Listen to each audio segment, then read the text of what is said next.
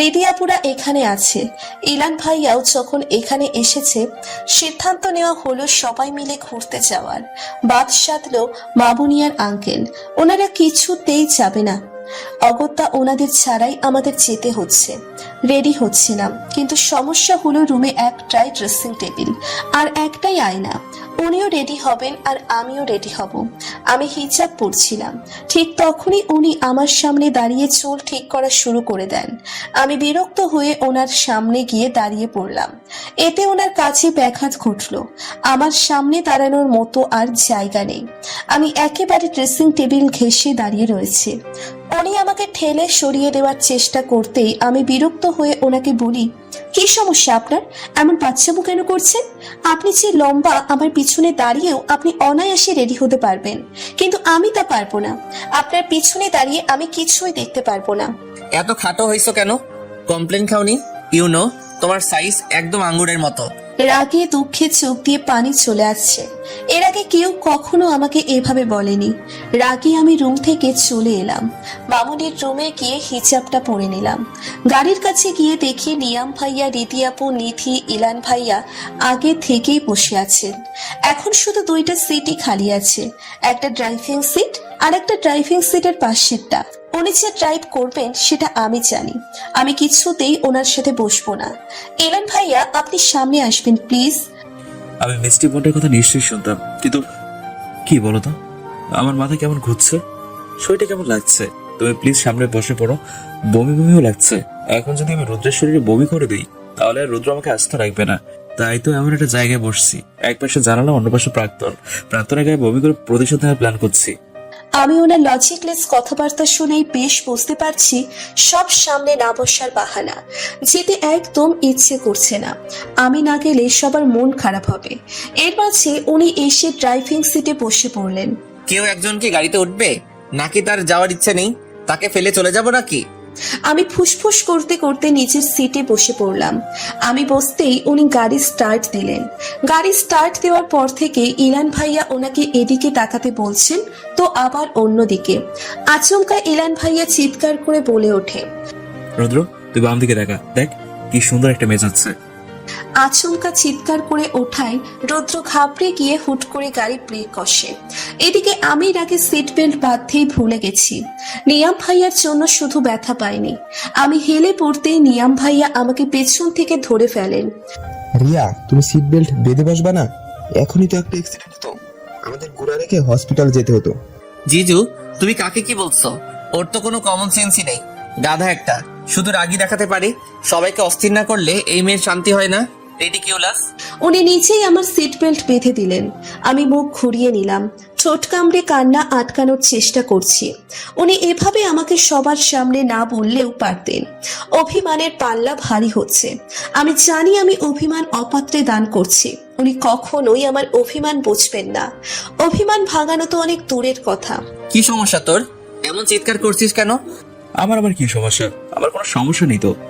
আমি তো শুধু চেক করছিলাম, তোর দৃষ্টি শুধু রিয়াদের সীমাবদ্ধ নাকি অন্য মেয়েদের দিকেও যায়? আমি ওর দিকে তাকাবো কেন? তুই এসব আজাইরা জিনিস বাদ দিয়ে নিজের কাছে মন দে। সারাদিন তো শুধু মাথায় এসবই ঘোরে।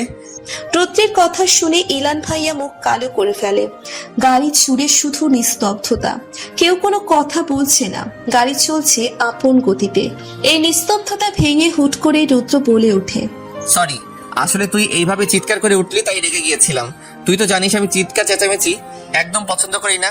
প্লিজ কিছু মনে করিস না। আমি বাইরের দিকে অনিমেষ তাকিয়ে আছি। প্রথমে ভেবেছিলাম উনি আমাকে সরি বলছেন। আমি তো এমন কেউ না যে উনি আমাকে সরি বলবেন। আমি ওনার জীবনের গুরুত্বপূর্ণ কেউ না তো। ওনার তো আমার মন খারাপে কিচ্ছু যাই আসে না। আমার জীবনে আমার অবস্থার একটা আগাছার মতো।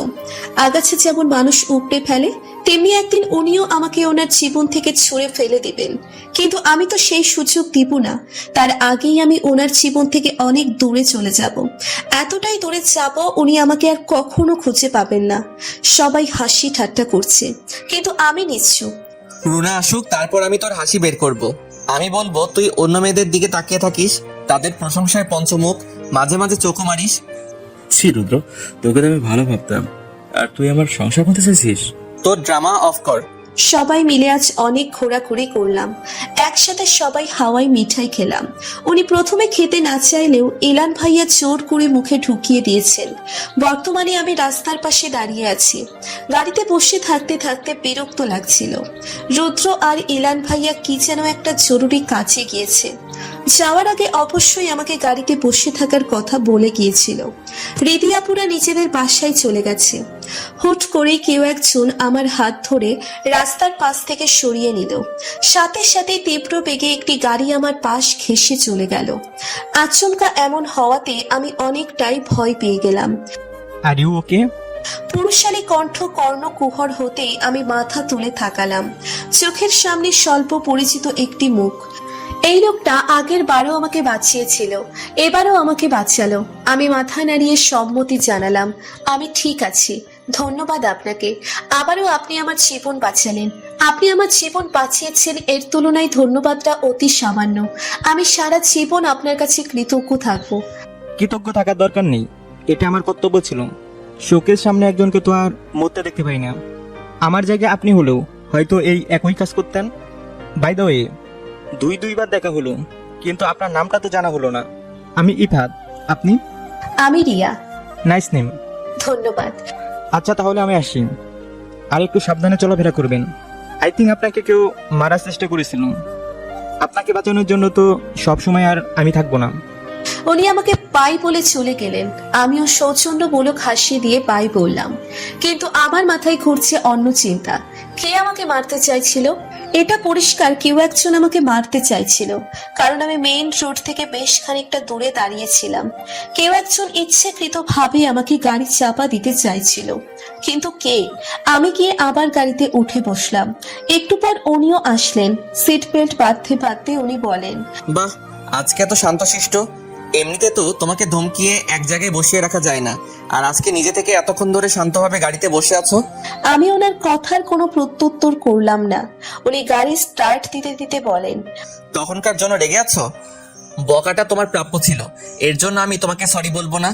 ভুলটা তোমার ছিল। জিজু তোমাকে না ধরলে এতক্ষণে তুমি হসপিটালে থাকতে। আমি এবারও কিছু বললাম না। উনিও আর কিছু বললেন না। উনি চুপচাপ গাড়ি চালাচ্ছেন। আমি ওনাকে তখনকার ঘটনাটাও বললাম না, বললেই বকাবকি শুরু করে দিবেন, তাই চুপ থাকাই ভালো। হুট করেই তিনি আশ্চর্যজনক একটি প্রশ্ন করে বসেন, ফুচকা খাবে তুমি? মানে? ওই যে দেখো ফুচকা আর চটপটির দোকান, খাবে? মেয়েদের মন খারাপ থাকলেও নাকি ফুচকা দেখলে মনটা ভালো হয়ে যায়। আমি একবার দোকানের দিকে তাকিয়ে মুখ ঘুরিয়ে নিলাম। ফুচকা কখনোই আমার প্রিয় খাবারের মাঝে ছিল না। না, খাবো না, আপনি বাসায় চলুন। সিরিয়াসলি তুমি মেয়ে হয়ে ফুচকাকে না বলছো? মেয়ে হওয়ার পিছনে শর্ত জুড়ে দেওয়া হয়েছে। মেয়ে হলে ফুচকা খেতেই হবে, প্রিয় খাবারের মাঝে ফুচকা থাকতেই হবে। আমি ফুচকা এত পছন্দ করি না।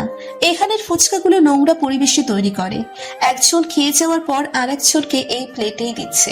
দেখুন, প্লেটগুলো বারবার এক পানিতেই ধুয়ে দিচ্ছে। তুমি মেয়ে তো?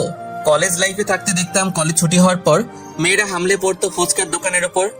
কিছু একটা বলতে গিয়েও উনি থেমে গেলেন, কিন্তু আমি বুঝতে পারছি উনি ওরির কথাই বলতে চেয়েছিলেন। ওনার মনটাও খারাপ হয়ে গেছে। আমি হাসি মুখে বললাম, আমি কোনো ট্রিট মিস করি না। আপনি আমাকে ফুচকা ট্রিট দিতে চেয়েছিলেন। যেহেতু আমি ফুচকা পছন্দ করি না, তাই আপনি আমাকে চকলেট ট্রিট দেবেন। না বলতে পারবেন না? চান এখনই চকলেট নিয়ে আসুন। উনি চলে গেলেন চকলেট নিয়ে আসতে। এর মাঝে কেটে গেল 2 দিন। বিহান আমার সাথে অনেক চেষ্টা করেছে কথা বলার জন্য, কিন্তু রুদ্রের জন্য সুযোগ পায়নি। বিহান হঠাৎ কেন আমার সাথে দেখা করতে চাইছে সেই কারণটা সবার কাছে অজানা হলেও আমি জানি। আগামীকাল কোচিংয়ে পরীক্ষা, তাই পড়াশুনো নিয়ে প্রচুর ব্যস্ত। রুদ্র আমাকে একজন টিউটরের মতো গাইড করছে। পড়া না বুঝলে বুঝিয়ে দিচ্ছেন, নোটস করে দিচ্ছেন, যাতে আমার সময় নষ্ট না হয়। যখন যা লাগে সব এনে দিচ্ছেন। এক কথায় উনি ওনার দায়িত্ব পালনে কোনো রূপ ত্রুটি রাখছেন না। নিজেকে একজনের দায়িত্ব মনে হতেই হাসি পায়। সত্যিই আমি ওনার কাছে দায়িত্ব ছাড়া আর কিছুই না। এসব ভাবনা চিন্তার মাঝেই চুলে টান পড়লো। আমি চোখ মুখ কুচকে সামনে তাকাতেই রুদ্রকে দেখতে পেলাম। উনি কিছুক্ষণ আগেই হসপিটাল থেকে এসেছেন। হসপিটাল থেকে এসেই শাওয়ার নিয়েছেন। এখনো চুল থেকে টুপটাপ পানি পড়ছে। শাওয়ার নেওয়ার পর ওনাকে অনেক স্নিগ্ধ লাগছে। একে তো আমার আদেশ অমান্য করে বিছানায় পড়তে বসেছো, এখন আবার পড়াশোনা বাদ দিয়ে স্বপ্ন দেখতে ব্যস্ত হয়ে গেছো। ওনার কর্কশ গলা শুনে ঘোর কেটে গেল। এই লোকটা অলওয়েজ তেতো তেতো কথা বলে। জন্মের পর থেকে মনে হয় শুধু করলাই খেয়েছে। বইটা দাও দেখি। এতক্ষণে কি পড়ছো? শুধু স্বপ্নই দেখেছো নাকি ফাঁকে ফাঁকে একটু পড়াশোনাও করছো? মাথায় হাত দিয়ে আমি ওনার দিকে চোখ মুখ কুঁচকে তাকাই। বেয়াদব লোক, এত জোরে চুল টান দিয়েছে যে এখনো ব্যথা পাচ্ছি। পরীক্ষার দিন আমার এত টেনশন হয় কি বলবো। টেনশনে পড়াই ভুলে যায়, আর প্রশ্ন কমন পড়লে এক্সাইটমেন্টে লিখতে ভুলে যায়, বা কোনোটা রেখে কোনটা লিখবো সেটাই ডিসাইড করতে পারি না। আজকে সকাল থেকে প্রচুর টেনশন করছি। টেনশনে রাতে ভালো করে ঘুমাতে পারি নাই। এত টেনশন করো না, তোমার প্রিপারেশন অনেক ভালো, ইনশাল্লাহ পরীক্ষা ভালোই হবে। গাড়িতে উঠে বসলাম, কিন্তু কিছুতেই সিট বেল্ট লাগাতে পারছি না। নিচের হাতের ওপর আরেকটা হাতের ছোঁয়া পেয়ে চমকে পাশে তাকাতেই ঘটে গেল অনাকাঙ্ক্ষিত ঘটনা। উনি তড়িৎ গতিতে আমার থেকে দূরে সরে গেলেন। আমি ঠোঁটে হাত দিয়ে বসে আছি। দুজনেই অনেক অস্বস্তিতে পড়ে গেছি। এমন একটা ঘটনা ঘটবে যেটা কারো কল্পনাই ছিল না। উনি সিট বেল্ট বাঁধার জন্য আমার দিকে অনেকটা ঝুঁকে পড়েছিলেন। ঠিক সেই সময় আমি পাশে তাকাতেই দুজনেরই অথর যুগল এক হয়ে যায়। সারা রাস্তা দুজনের মাঝে আর কোনো কথা হয়নি। গাড়ি কোচিং এর সামনে দাঁড়াতেই আমি ছটপট নেমে পড়লাম। আমি নামতেই উনি 1 মিনিট সময় ব্যয় না করেই চলে গেলেন। আমিও আর পিছন ফিরে তাকালাম না। কোচিং শেষে ত্রয়ী বলল শপিং এ যাওয়ার কথা। আমিও আর না করলাম না। উনি একটু পরেই নিতে আসবেন। ওনার সামনে আমি কিছুতেই যেতে পারবো না। লজ্জা আর অস্বস্তিতে আমার অবস্থা বেহাল। তাই ত্রয়ীর সাথে শপিং এ যেতে রাজি হয়ে গেলাম। দুজনেই একটা রিকশায় চড়ে বসলাম। রিকশায় চড়তে আমার বরাবরই ভালো লাগে। সাথে যদি বকবক করার মতো কেউ থাকে তাহলে তো কথাই নেই। আমরা দুজন নিজেদের কথাই এতটাই ব্যস্ত হয়ে গেলাম যে আর কারো কথাই মনে নেই। রিকশা এসে শপিং মলের সামনে দাঁড়াই। রিকশা থেকে নামতে নিলেই হাত থেকে ফোনটা রাস্তায় পড়ে যায়। ফোন তুলে দেখি অফ হয়ে গেছে। অনেকবার অন করার চেষ্টা করলাম, কিন্তু কিছুতেই অন হচ্ছে না। আপাতত ফোনের চিন্তা বাদ দিয়ে শপিং মলের ভিতরে ঢুকলাম। ত্রয়ী অনেক কিছু কিনেছে, কিন্তু আমার কিছুই পছন্দ হচ্ছে না। আমার এই এক সমস্যা, নিজের জিনিস নিজে পছন্দ করে কিনতে পারি না। হঠাৎই চোখ আটকে গেল একটা ওড়নায়। ওড়নাটা কালো রঙের, কালোর মাঝে সোনালি সুতোয় কাজ করা। সাধারণ কাজ, তবুও আমাকে ভীষণ আকর্ষণ করছে। ওড়নাটা যে দোকানে ছিল তার থেকে আমরা অনেকটাই দূরে ছিলাম। হঠাৎই মনে হলো আমার আগে যদি অন্য কেউ কিনে নেয় ওড়নাটা। আমি ত্রয়ীর হাতটা টানা শুরু করলাম। এই রিয়া, কি হয়েছে? তুই আমার হাত ধরে এভাবে টানটানি করছিস কেন? ড্রেসটা তো দেখতে দিই প্লিজ। আমি ত্রয়ীর কথাই পাত্তা না দিয়ে এগিয়ে গেলাম দোকানের দিকে। কেউ একজন ওড়নাটার দিকে হাত বাড়িয়েছিল। তার আগেই ওড়নাটা টেনে আমার কাছে নিয়ে এলাম।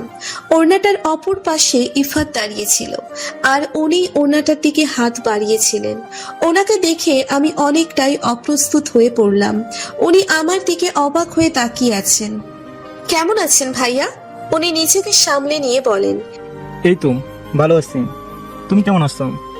খুব সরি, আপনাকে তুমি বলে ফেললাম। আলহামদুলিল্লাহ, সমস্যা নেই।